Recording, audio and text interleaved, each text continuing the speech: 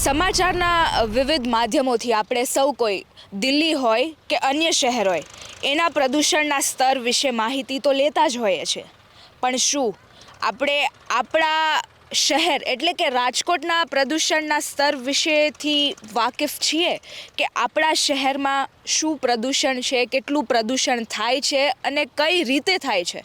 તો આજે વિશ્વ પ્રદૂષણ દિવસ છે ત્યારે હું વિધિ રાજકોટના એવા સ્પોટ ઉપર એક જગ્યા પર જે મને દેખાઈ રહ્યો છે મારી પાછળ, કે જ્યાં તમે જોઈ શકો છો કે પ્લાસ્ટિક હોય કે પછી અન્ય વેસ્ટ હોય એનો આખો એક કહીએ ને તો પર્વત આખો તમે મારી પાછળ જોઈ શકો છો કે આખો પર્વત એક ઊભો થયો છે અહીંયા, પ્લાસ્ટિકનો હોય કે અન્ય કોઈ વેસ્ટ મટીરિયલ્સ હોય જે અહીંયા કલેક્ટ કરવામાં આવે છે. ત્યારે આજે વિશ્વ પ્રદૂષણ દિવસ છે. હવે આમાં નિંભર તંત્ર કે નિંભર માણસો, આમાં કોની ભેટ છે એ તો એક મોટો પ્રશ્ન જ રહ્યો, કારણ કે મારી પાછળ અહીંયા એક બાજુ તમે જુઓ તો ધુવાણો થઈ રહ્યો છે અને બીજી બાજુ તમે અહીં જુઓ તો મોટો પ્લાસ્ટિક કે વેસ્ટ મટીરિયલ્સનો એક આખો પર્વત જેવો એક ઊભો કરવામાં આવ્યો છે, જેમાં મારા ખ્યાલ મુજબ આ ઇન્ડસ્ટ્રી જે એરિયા છે આખો એનો વેસ્ટ અહીંયા કલેક્ટ કરવામાં આવી રહ્યો હોય તેવું ક્યાંક ને ક્યાંક લાગી રહ્યું છે.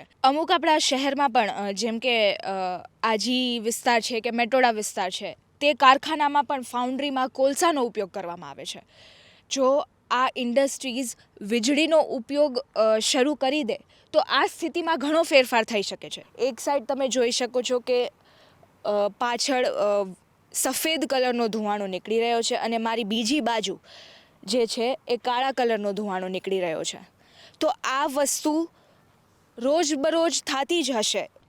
તો જો ફાઉન્ડ્રીઝ અને ઇન્ડસ્ટ્રીઝ કોલસાની જગ્યાએ વીજળીનો ઉપયોગ કરવા માંડે તો આ પ્રદૂષણને આપણે અટકાવી શકીએ છીએ. તેમજ બીજી વસ્તુ કે આપણે ખાલી જગ્યાઓ જે પડેલી હોય તેમાં પણ આપણે વધુને વધુ વૃક્ષારોપણ કરીએ તો આ સ્થિતિ આપણે ક્યાંક ને ક્યાંક બદલી શકીએ છીએ. આપણી આસપાસ પણ વૃક્ષો વાવવાથી ઘણી આપણે શુદ્ધતા અને પર્યાવરણને પણ આપણે જાળવી શકીએ છીએ આ વસ્તુ કરીને. તો રાજકોટ મિરરના માધ્યમથી અમે બસ એ જ અપીલ કરવા માંગીએ છીએ કે ક્યાંક ને ક્યાંક આપણે લોકોએ પણ એક કદમ આગળ ઉઠાવવો પડશે અને આપણા પર્યાવરણને બચાવવું પડશે.